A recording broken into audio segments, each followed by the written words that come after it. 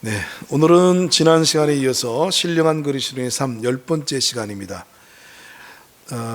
로마서 7장과 8장을 통해서 본 육신의 생각과 영의 생각이라는 제목을 가지고 은혜를 받겠는데요. 아마 어쩌면 오늘 이 말씀은 여러분들에게 대단한 충격이 될 수도 있을 것 같습니다. 아마 난생 처음 들어보는 말씀이 될런지도 모르겠어요. 나는 진짜 신령한 그리스도인인가? 아니면 육신적인 그리스도인인가? 그래서 오늘 말씀을 통해서 신령한 그리스도인, 즉 영적인 그리스도인과 육신적인 그리스도인, 이 두 종류의 사람을 우리가 정의를 내려서 비교하고 살펴보게 될 거예요. 그리고 아울러 도대체 성화라는 게 뭐냐? 우리가 거룩하게 되어진다, 우리가 변화되어진다, 이런 그 성화, 도대체 성화의 의미가 무엇을 의미하는 거냐? 그래서 이런 개념들을 오늘 정리하게 될 거예요. 로마서 7장과 그 8장의 핵심 주제는 뭐냐? 로마서 7장 6절, 이 말씀이 서두에서 답을 해주고 있는 말씀이기 때문에 이 말씀이 대단히 중요한 겁니다. 이제는 우리가 얽매였던 것에 대하여 죽었으므로 율법에서 벗어났으니 이러므로 우리가 영의 새로운 것으로 섬길 것이요 율법 조문의 묵은 것으로 아니할지니라. 자, 또 다음 말씀, 로마서 8장 1절, 우리 성경 말고 흠정역의 킹제임스 버전을 따왔습니다. 그러므로 이제 그리스도 예수 안에 있는 자들에게는 결코 정죄함이 없나니 그들은 육신을 따라 행하지 아니하고 성령을 따라 행하느니라. 자, 한 구절 더.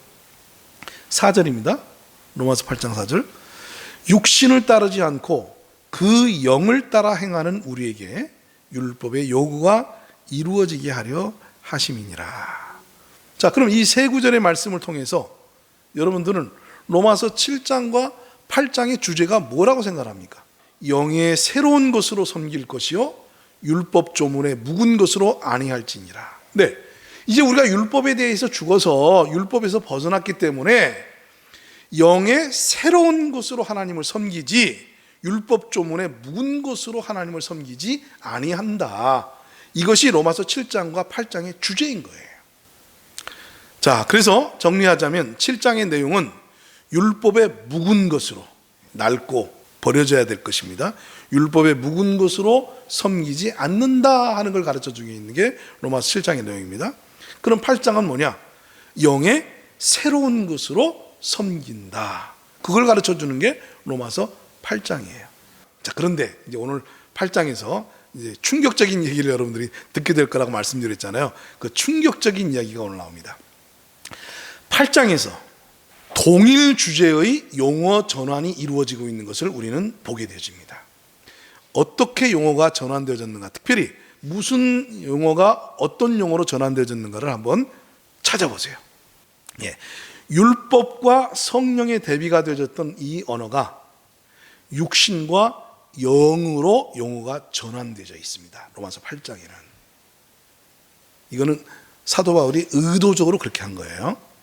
사도 바울이 의도적으로 7장에서는 율법과 성령을 대비시켰는데 8장에 넘어와서는 율법을 육신, 그 다음에 성령을 영으로 그 용어를 전환을 시켰습니다. 자, 전환됐다는 사실을 이제 우리가 한번 살펴볼게요.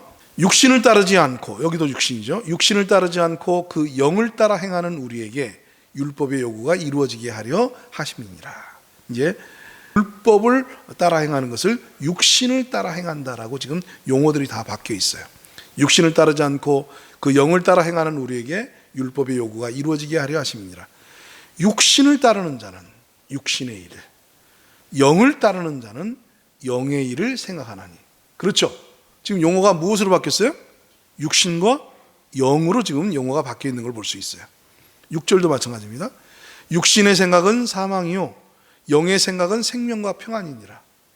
7절, 육신의 생각은 하나님과 원수가 되나니 이는 하나님의 법에 굴복하지 아니할 뿐만 아니라 할 수도 없습니다.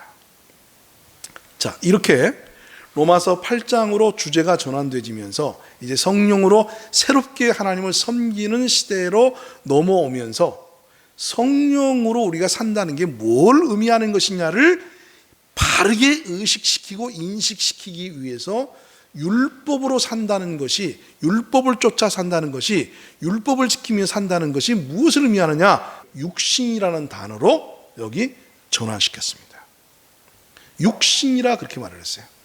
로마서 7장에서는 우리가 율법에 대해서 죽었으니까 이제는 율법으로 하나님을 섬기지 않는다, 이렇게 말했던 것을 로마서 8장에 와서는 육신을 따라 행하지 않는다, 이렇게 표현을 바꿨다고 말해요. 율법으로 하나님을 섬기는 것이 이제 여기서는 육신을 따르는 일이다 라고 그렇게 용어를 바꿨다고 말해요. 개념은 똑같아요.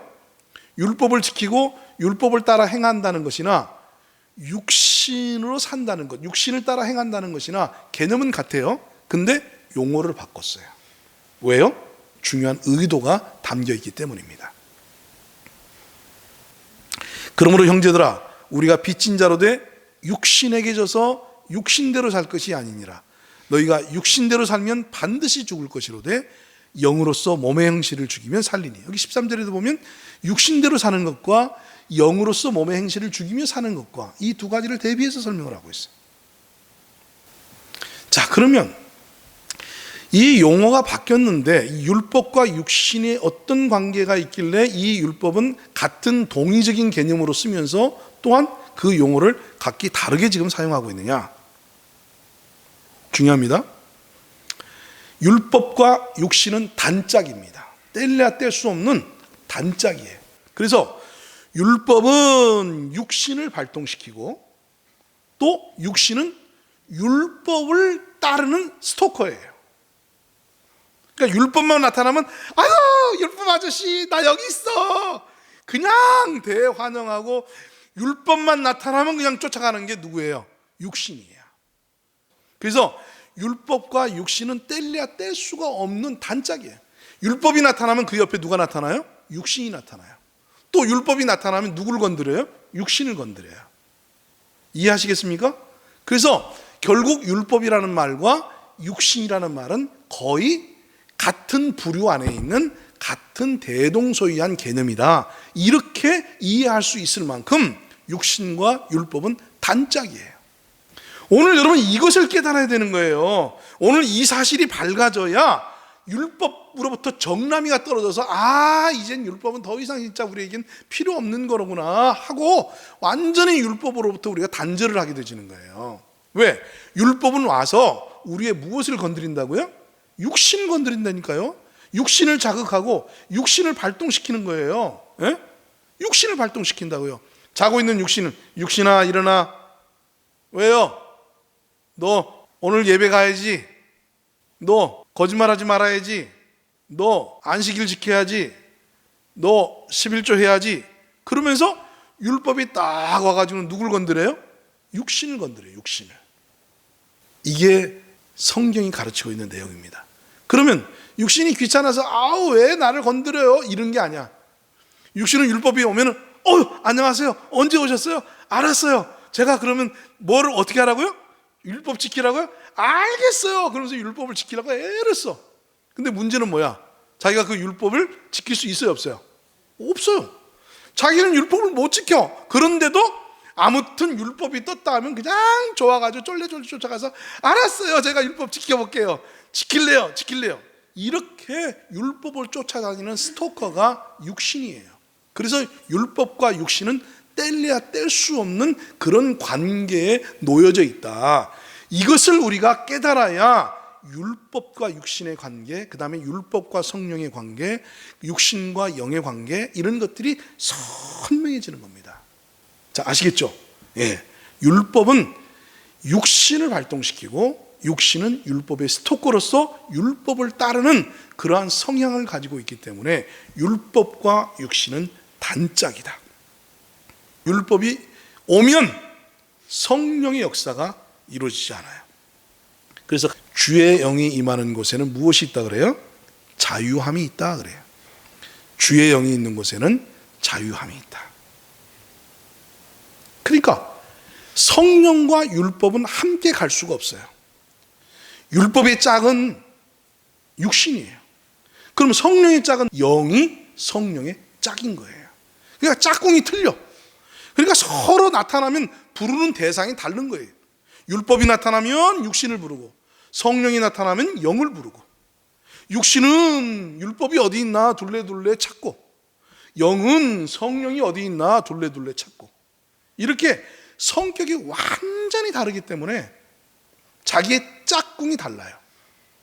같은 종류, 같은 레벨, 같은 입장에 놓여져 있는 것들끼리 짝을 이루는 거예요. 이해가 되시겠습니까? 자, 육신의 짝이 누구라고요? 율법.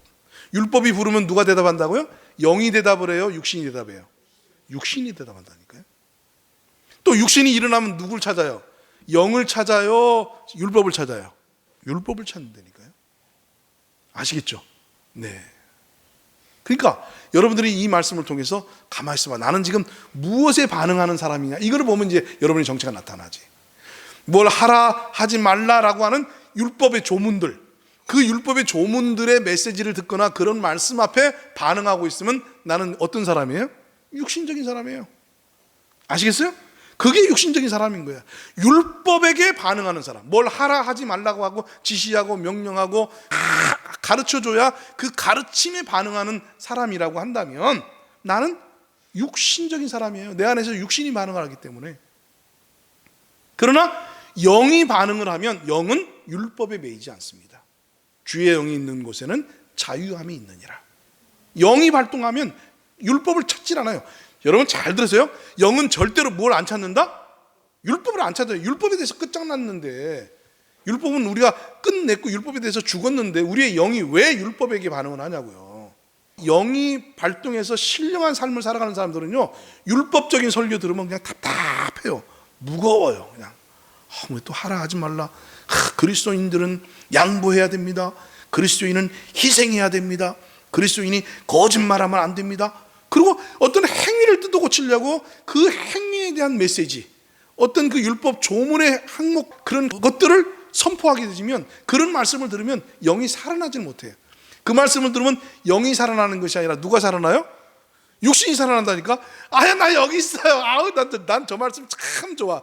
그래, 그리스도인이라면 저렇게 살아야지. 그렇지, 내가 일단 살 수 있든지 살 수 없었든지 그걸 떠나서, 그렇지, 그리스도인이라면 희생해야 되고 양보해야 되고 섬겨야 되고 사랑해야 되고 거짓말하지 말아야 되고 죄를 짓지 말아야지. 아멘, 아멘. 그렇죠, 그렇죠. 그러면 육신이 반응한다니까. 그러니까 율법적인 설교 앞에서 아멘 하면서 그 설교가 나에게는 딱 입맛에 맞아, 내 스타일하고 맞아. 그럼 미안하지만 그 사람은 어떤 사람이에요? 육신적인 그리스도인이에요. 아시겠죠? 그러니까 제가 오늘 충격받는다 그랬잖아요. 보통 육신적이다 그러면 세상 것을 추구하고 자기 자아에 있는 욕망을 따라 사는 사람들을 육신적인 그리스도인이라고 생각한다, 그 말이에요. 아니에요. 그런 면도 있지만, 그런 사람을 육신적인 사람이라고 부를 수도 있지만, 그러나 로마서 8장에서 말하는 육신적인 사람이라는 말은 그런 세속적인 것, 그런 육체적인 것들을 추구하고 갈망하는 사람을 일컬는 말이 아닙니다. 여기 로마서 8장에서 말하는 육신적인 사람이라는 것은 율법에 반응하는 사람. 율법이 오면 스토커로서 벌떡 일어나서 알았어요, 내가 한번 그렇게 살아볼게요. 자기가 살든지 못 살든지 그 말씀대로 살 수 없는 주제이면서도 나 여기 있어요 하고 반응하면서 그런 말씀에 아멘하고 은혜 받고 그냥 좋아하는 사람들. 집에 가서 남편하고 대판 싸울 망정, 남편하고 싸우지 마라, 남편을 사랑해라 그러면 아버지 나 어제 또 싸웠어요, 용서해 주세요. 그리고 집에 와서 남편하고 또 싸워. 이 웬수야, 내가 은혜 받고 왔는데 너 때문에 또 은혜 쏟는다. 이런 스타일로 살아가는 사람, 그 사람이 육신적인 그리스도인이니까. 이해가 되시겠죠? 육신적인 그리스도인이라도 하나님의 말씀, 하나님의 말씀대로 살고자 하는 추구가 있어요, 없어요? 있으니까 로마서 7장에 그랬잖아요. 내가 마음으로는 하나님의 법을 섬기길 원한다. 그러나 도리어 원치 않는 죄를 범하는도다. 이게 육신적인 그리스도인의 삶의 전형적인 모습이 로마서 7장에 나와 있는 거예요. 자, 그래서 로마서 8장을 통해서 본 육신적이라는 말과 영적이라는 말의 의미가 도대체 뭐냐, 우리가 이걸 이제 살펴봅시다. 자, 로마서 8장에서 말하는 것은 육신적이라는 것이 육의 끝을 추구하는 것을 의미하지 않아요. 또 영적이라는 것이 영의 끝을 추구하는 것을 말하지 않아요. 그러니까 내가 육의 끝을 추구하는 삶을 사느냐, 영의 끝을 추구하는 삶을 사느냐, 이걸 대비시켜 놓은 게 로마서 8장이 아니에요. 육의 끝을 추구하는 사람은 어떤 사람이냐? 육신적인 사람이라고 말하지 않고 육적인 사람이라고 말하는 거예요. 그러니까 육적인 사람이라는 것과 육신적인 사람이라는 것은 의미가 달라요. 육적이라는 것은 저 사람 왜 이렇게 육적이야 하는 것은 세속적이고 자기 그 육체의 욕망을 따라서 살아가는 사람을 육적인 그리스도인이라고 얘기해요. 그러나 육신적인 그리스도인이라는 말은 그런 것을 추구하며 사는 사람에게 하는 말이 아니라 율법을 쫓아서 살아가는 사람, 율법에 반응하고 율법대로 살려고 율법대로 애쓰는 사람, 그런 사람을 육신적인 그리스도인이다라고 로마서 8장에서 사도 바울은 말하고 있단 말이에요. 이해가 되세요? 얼마나 충격적입니까? 네? 정말 충격적이죠. 그래서 로마서 8장에서 말하는 것은 육신을 따르는 것과 영을 따르는 것을 의미하는 거예요. 그러니까 육신적인 그리스도인이라는 것은 육신을 따라 사는 사람, 즉 육신으로 말미암아 율법에 반응하면서 살아가는 사람, 그리고 신령한 사람이라는 것은 그 영을 따라서 성령으로 말미암아 성령의 열매를 맺으며 살아가는 사람, 그 사람을 신령한 사람, 영에 속한 사람, 그렇게 말한다. 영적인 사람, 그렇게 말한다는 말이에요. 그러니까 결국 뭐예요? 육신적인 사람이나 영적인 사람이라는 것은 삶의 방식을 일컫는 말이지 무엇을 추구하며 사느냐를 말하고 있는 것이 아니다라는 거죠. 네, 그렇습니다. 삶의 방식, 이거는 뒤에 한 단어와 연관해서 보면 더 그렇습니다. 굉장히 충격적인 얘기인데요. 자, 그러면 이제 이 로마서 8장을 통해서 본 성화라는 게 도대체 뭐냐? 성화의 의미가 뭐냐? 사실 성경에는 성화라는 말이 없습니다. 근데 이건 신학적인 용어예요. 신학적인 용어로 성화를 어떻게 설명하고 있냐면 구원받은 사람이 점진적으로 예수 그리스도를 닮아가는 것, 이거를 성화라 그렇게 얘기를 해요. 신학적 용어로서 신학교 교수들이 가르쳐주는 게 예수 믿고 구원받은 사람들이 누구를 닮아가는 것? 예수 그리스도를 닮아가는 것이라고 가르치고 있어요. 그래서 그러면 성화되기 위해서는 어떻게 해야 되느냐라고 말하면 성화의 방법, 성령의 도움을 받아서 율법을 지키면서 우리가 거룩해져 간다. 이게 이제 소위 신학교에서 가르치고 있는 성화의 과정, 방법, 성화의 개념, 그렇습니다. 근데 성화는요, 우리가 경건해지고 우리가 거룩해지는 걸 의미하지 않아요. 자, 로마서 8장에서 말하는 성화는 교양, 경건, 거룩을 의미하지 않는다. 아시겠죠? 그러니까 사람이 예수님처럼 점점 변화되어지는 것, 이거를 로마서 8장에서는 성화라고 말하지 않아요. 다른 의미로 성화를 말할 수 있을지 몰라도 로마서 8장에서는 성화의 개념을 그렇게 설명하고 있지 않다고 말입니다. 자, 그럼 로마서 8장에서 말하는 성화는 뭐냐? 성령을 따라 사는 삶, 그 자체를 성화라고 말하는 거예요. 아멘? 네. 그러니까 성화가 뭐냐? 성령과 무관한 삶을 살던 사람이 구원받아서 성령을 받고 성령이 우리 안에 거하심으로 말미암아 우리 안에 거하신 성령을 따라 사는 사람이 되어진 것, 그 성령을 쫓아 살아가는 방식의 사람이 되어진 것, 그걸 일컬어서 성화라고 얘기하는 거예요. 할렐루야. 그러니까 성화는 삶의 변화된 열매를 말합니까? 아니면 과정을 의미합니까? 과정을 의미하는 거죠. 성령을 쫓아 사는 거예요. 그러니까 일반적인 신학교에서 말하는 성화라고 하는 것은 이 로마서 8장에서 말하는 성화는 결국 열매로 나타나는 거예요. 성령을 쫓아 살다 보니까, 아시겠죠? 성령을 쫓아 살다 보니까 내 속에서 미움도 조금씩 사라지기도 하고, 승질도 사라지기도 하고, 남 약 올리고 빈정거리는 것도 사라지기도 하고, 쉽게 삐지는 것도 사라지기도 하고, 상처받고 남에게 상처 주는 일들도 조금씩 사라지기도 하고 그러는 거예요. 성경 로마서 8장에서 말하는 성화의 개념과 변화라는 것에다가 굳이 초점을 맞춘 성화의 개념이 다르단 말이에요.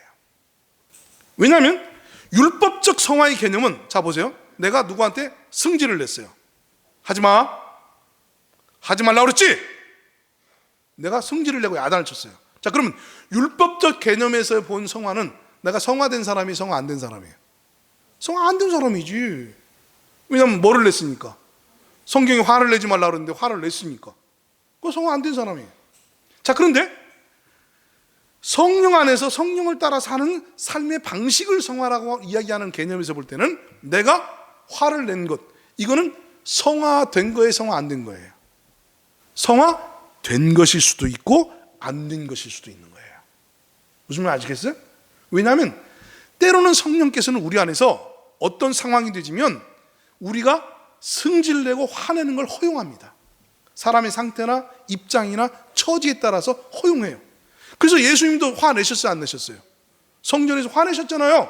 이 독사의 새끼들아, 어떻게 하나님의 집을 강도의 구레로 만들려고 하느냐? 그리고 승질 내셨잖아요. 그러면 예수님께서 화내시고 승질 내셨으니까 예수님께서는 성화가 안 된 거네? 네? 아니라니까요. 때로는 승질 낼 수도 있고 때로는 화낼 수도 있고 때로는 다툴 수도 있다니까요. 영적 상황과 상태에 따라서. 자, 문제는 성령 안에서 성화는 어떻게 판단하느냐면 그 사람이 성질을 내고 난 다음에 자기 안에서 성령이 내 마음에 오셔서 간섭을 하기 시작하셔요. 그래, 아까 성질 내서 속은 시원했지? 아, 너 말 잘하더라. 진짜 화 잘 내더라. 그래, 그 말은 맞는 말이었어. 근데 너 솔직히 말해봐. 진짜 그 사람을 위해서 승질 낸 거야? 아니면 네 속에서 육신이 발동해서 화가 나서 승질 낸 거야? 그렇지. 너 육이 발동해서 승질 냈지? 그래, 너 그 순간은 육신적으로 살았어. 나를 제쳐놨잖아. 아, 그러네요. 그리고는 그 성령의 음성 앞에 회개를 해요. 그럼 잘 들으세요? 잘 들으세요? 이게 중요한 거는 이제. 자, 회개를 하는데, 아, 성령님 죄송해요. 아까 제가 성질 냈어요 하는 걸 회개합니까? 아니면 다른 걸 회개합니까? 다른 걸 회개해요. 할렐루야. 여기서 다른 것이요 라고 말하는 사람들은 이제 이해가 되기 시작한 거야. 성질 낸 것을 회개하는 게 아니라, 아, 그 순간 제가 주님의 인도하심을 못 받았네요 하는 주의 인도하심을 받지 못한 그 상태, 그 상황을 회개하는 거예요. 그러니까 성령 시대에 우리가 성령을 쫓아 살아가는 사람들의 가장 큰 관심과 가장 큰 문제는 내가 지금 성령의 인도하심을 순간순간 받고 그 성령을 따라 살고 있느냐 없느냐, 여기에 나의 관심사가 있는 거지 승질 냈느냐 안 냈느냐 이건 상관없다니까요. 자, 이런 내용들은 이제 실행적인 면에 이제 들어가서 제가 구체적으로 하나씩 이제 말씀드릴 거예요. 이제 그때 신령한 그리스도인의 삶의 실제에 들어가서 이제 구체적으로 말씀드릴 거예요. 오늘은 개념만 지금 여러분들에게 이해시킬 겁니다. 개념. 자, 이제 한 가지 더 보면 확실해집니다. 로마서 8장에서 말하는 신령한 그리스도인의 삶은 생각을 바꿈으로 시작해요. 자, 그러니까 성화는 무엇을 바꿈으로? 행동을 바꾸는 게 아니라 무엇을 바꿈으로 시작한다고요? 네, 생각을 바꿈으로 시작되는 거예요. 신령한 그리스도인의 삶, 성령을 쫓아 사는 삶을 말합니다. 육신을 쫓아 사는 게 아니라 성령을 쫓아 사는 이 신령한 그리스도인의 삶은 생각을 바꿈으로 시작을 합니다. 자, 로마서 8장 5절로 8절을 보면 육신을 따르는 자는 육신의 일을, 영을 따르는 자는 영의 일을 생각하나니 육신의 생각은 사망이요 영의 생각은 생명과 평안이니라. 여기서 말씀하고 있는 생각이라는 말은 굉장히 중요합니다. 프로네마라는 말이에요. 프로네마. 이 단어는 여기 로마서에만 나와요. 다른 성경은 어디에도 이 단어는 안 나옵니다. 이 프로네마라고 하는 이 생각이라는 단어는 무슨 뜻이냐면 사고를 하는데, 생각을 하는데 그냥 생각이나 사고 자체를 말하는 것이 아니라 사고 방식을 의미해요. 즉 사고하는 메커니즘, 사고하는 구조, 사고하는 틀, 사고 방식을 의미한다고 말해요. 이렇게요, 성경은 정교해요. 그러니까 성경은 전체적인 문맥을 통해서 보면요, 기가 막혀요. 그러니까 우리가 고정관념이나 기본적 관념을 가지고, 세상적 관념, 단어적 관념을 가지고 성경을 보면 성경이 본래 뜻하는 바가 무엇인지를 이해를 못해. 자기 생각대로, 자기 마음대로 그리고 저기 있는 구절 가져다가 우리가 짜깁기를 한다고 말해. 그러나 성경의 가장 해석의 기본적인 원리는 문맥을 통한 해석입니다. 그리고 그 문맥에서 그 단어가 어떤 의미로 쓰여져 있느냐 하는 걸 찾아보는 거예요. 이게 대단히 중요한 건데, 프로네마라는 말은 사고, 즉 사고 방식의 개념을 가진 사고를 말하는 거예요. 사고의 메커니즘을 지칭하는 사고를 말하고 있는 거예요. 그러니까 이런 겁니다. 다 보세요. 육신적인 사람이 육신의 일을 생각한다는 것은 뭐냐면, 육신적인 사람은 늘 어떠한 것들을 해야 되고 하지 말아야 되고, 그리고 해야 되는 것을 지키고 하지 말아야 되는 것은 지키지 말아야지라는 이 사고로 쩔어 있다고 말해요. 이 사고로 자기가 구조화되어 있다고 말해요. 다른 말로는 의식화되어 있다는 말입니다. 이게 중요해요. 이게 중요해요. 예를 들어서 나라는 사람이 늘 무슨 생각, 무슨 사고를 하고 있느냐, 툭 건드리면 튀어나오는 거 아니에요. 툭 건드리면 어떤 말들이 튀어나와요. 그런데 여기 사고라고 하는 것은 그 사람 안에 이 내면적으로 이미 형성되어 있는 생각, 이미 내면적으로 자기 안에 짜깁기 되어져 있는 사고의 틀 안에서 나오는 말이나 행동을 일으키는 생각, 그거를 여기 오늘 본문에서 말하는 프로네오라는 말입니다. 영에 속한 사람은 영의 일을 라고 할 때에 이 영에 속한 사람은 성령을 쫓아 사는 것이 구조화되어 있는 사람, 생활화되어 있는 사람, 그것이 의식화되어 있는 사람은 영의 일을 생각을 하는 거예요. 그리고 육신으로 사는 것이 아예 구조화되어 있고 생각되어 있는 사람들은 어떤 메시지를 들어도 그것을 다 율법적으로 해석을 했나요. 그래서 심지어 어떤 사람이 내가 전에는요 막 짜증나고 미워했는데 성령께서 내 마음속에 야, 너 그 짜증과 미움이 그거 정말 그 육신적인 건지 알지? 그 육에 속한 거 알지? 나는 네가 그럴 때마다 내 마음이 참 속상하고 화가 난다. 그리고 슬퍼.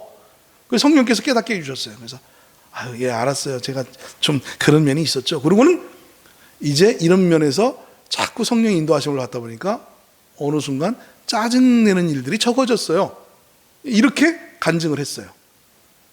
영에 속한 사람이. 그러니까 이 영에 속한 사람이 이렇게 간증을 하면 육신에 속해 있는 사람은 그 간증을 어떻게 들어요? 나도 저를 짜증내지 말아야 되겠다. 이렇게 듣는단 말이에요. 구조가, 프로네마가 그렇게 형성이 됐어요. 저 사람은 결국 짜증 안 내고 이제 정말 변화돼서 남들에게 참 선하게 대하는구나. 나도 그렇게 살아야 되는데 난 부족해.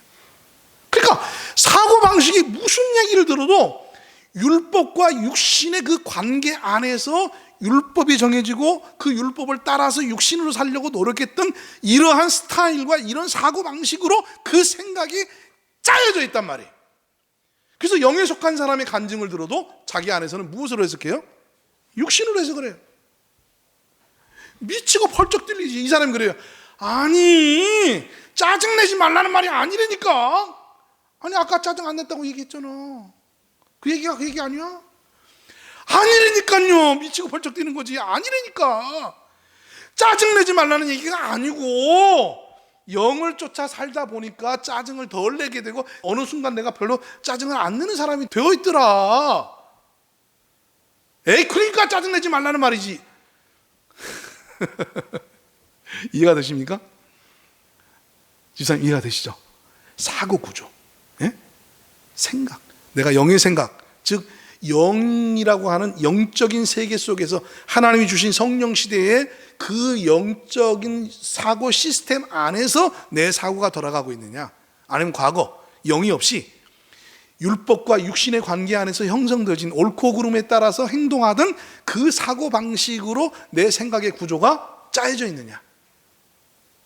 그러니까 육신적인 그리스도인이라는 것은 사고가 옳고 그름에 의해서 살아가고 율법이 이것이 율법이냐 하나님의 법이냐 아니냐 하나님 말씀이냐 아니냐 하는 것에 의해서 살아가는 스타일로 이미 삶이 형성되어져 있는 사람을 육신적인 그리스도인이라 그렇게 말하는 거예요. 경건하지 못한 사람, 거룩하지 못한 사람, 육의 것을 추구하는 사람, 그걸 지칭하는 말이 아니란 말이에요. 그렇죠. 그러므로 생각, 프로네마는 사고의 틀을 의미한다. 나중에 다시 한번 설명드릴 테니까요. 이제 말씀을 마치도록 그렇게 하겠습니다.